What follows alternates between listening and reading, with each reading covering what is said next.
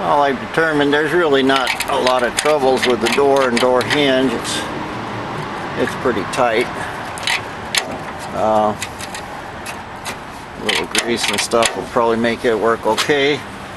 But here's one of the things I was talking about being a work of art rather than just a pure rat rod.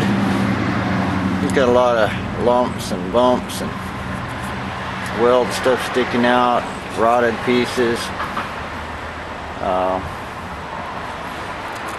A lot of this can be cleaned up, so that's what I'm going to do, is grind this all down, and then I'm going to bondo this so it's all nice and smooth, and we got a nice door, and then the door panel will cover the inside. But this section here is going to be seen every time you open the door. So again, same thing, if this is beautiful, you can have a big giant dent here, nobody will care. But what if they see this kind of stuff here? Well, the whole paint job is terrible. So we'll make this look good so we get away with some of these imperfections in the door. It's going to get covered up with something anyway. Alright, I started working on this. I don't know if you're into philosophy, but I am, and there's 3 guys that worked on this car. First guy was the guy that built it in the factory. Whoever did it, you had a certain way to do it, a book or whatever, and he put it all in like it was supposed to go. There's a brace in here, had a screw in it, one up here. One here was probably to hold some kind of a panel. Now, another guy that come along here in the, mid-50s or something, did all this brass work. He was a good welder. He left lumps on it for strength. But I can see in some places where he ground it off, at this point he wanted to get the car running and drive it. And he didn't care about the door. So he didn't fill up a lot of this stuff. Along this edge here it was probably cracked, and he brazed some of that. He did a good job strength-wise, but he wanted to get this car running. And so he just rushed the rest of the job, didn't finish it. And me, I'm coming along, 30 years later, something like that, and I'm seeing his intention and where he quit and why he quit. You can almost tell what kind of mood he was in when he did this. So you have 2 choices. You can either go with his original intention, which is what I'm kind of trying to do here, like on the door panel on that side, one on the inside, one on the outside. But his original intention was to make this all strong and have it work right. And he just brazed everything in. He wasn't going for being able to take out screws. So I'm going to go along with that same thing, except now I'm going to add my intention into it, is to make this section here a showpiece. I've got it beat out good. All my high points are down. And now I'm going to bondo this up. Now what I've done is take the door off here, turn it around so this edge is up, and put my bondo in. It's right about the whittling stage now, and so that it'll run down into, instead of sagging and running and me having to sand it off, it'll actually go down into the holes and give me a stronger bond. Now looking here at the bottom of the door, I can see there's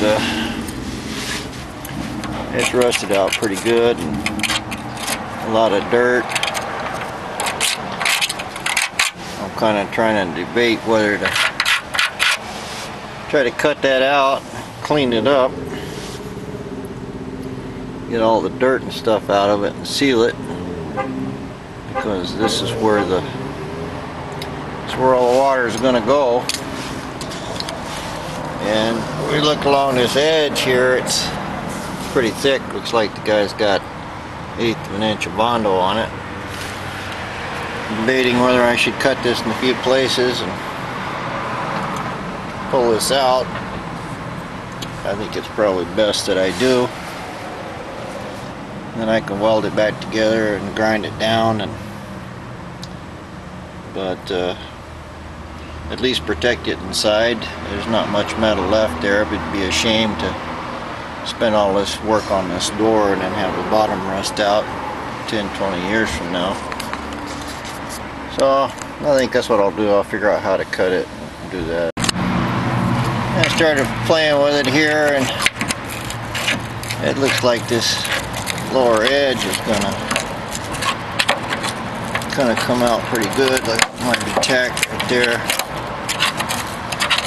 but I think I can bend this edge out, take out them little tack wells. Another one right there. This one was one.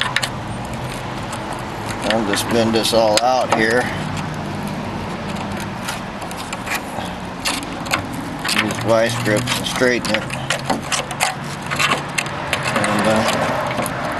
And then I'll just cut right along in here and tack weld it back together. So that looks like a good idea. I was able to get it out. It's pretty rusted up. Almost nothing left of it. But the inside isn't looking too bad. Looks like we got a bolt down in here for something. And a little piece of a bracket. Who knows where this come from? It might be a piece of a brake or something. Who knows? Could have been an old door handle. But we're gonna be able to get all the junk out of it. A couple little bolts here went for something. Clean this up a bit. Maybe I'll make another piece to put in it, because this one's just it's gone. You know, it's set there in the bottom. I could even try to spot weld it, and it's just going to burn through it immediately, and I don't have a torch to braze it. I'll just clean it up, we'll seal it, it'll be a lot better than it was. Had quite a bit of dirt, miscellaneous sticks, and this is like a, I don't know, kind of looks like a chicken bone or something. Been in there a long time. Got it cleaned up pretty good.